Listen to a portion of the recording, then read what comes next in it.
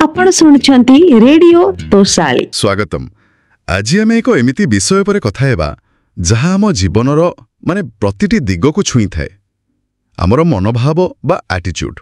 हाँ आउ आमर ये आलोचना आमे मुख्यतः जेफ केलरंकर गोटे बहुत जनाशुना बही अछि attitude is everything, change your attitude change your life, सेइठू किछि मुख्य कथा नेइछु।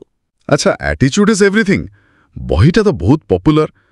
एथिरे माने केमिति आमर देखिबार नजर, आम अनुभूति, आमको मिलुथुबा सुजोग, एपरिकी आम सफलता को गढ़े से विषय कहा जाइछि। तबे मूल कथाटा कोन ए बहिर? देखंतु मूल कथाटा शुणिबाकू बहुत सरल किंतु भारी शक्तिशाली।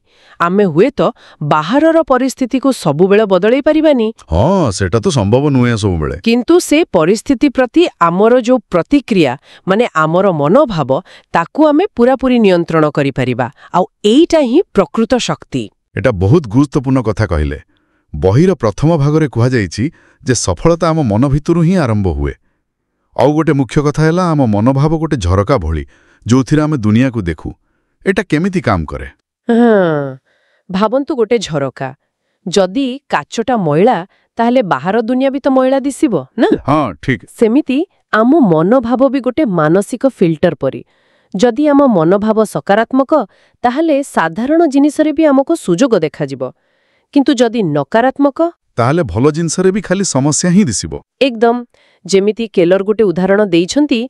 भाबंतु गोटे जरूरी मीटिंग अछि आउ ठीक ता पूर्वरु आपणक साथ रे चा कि कॉफी पड़ी गला। जणे हुए तो पूरा विरक्त हो जिवे, भाबिबे आरे मो दिनटा गला आजी। हाँ, आउ तांको पई से छोटो कथाटा पूरा दिनटा को खराब करि दबो। ठीक।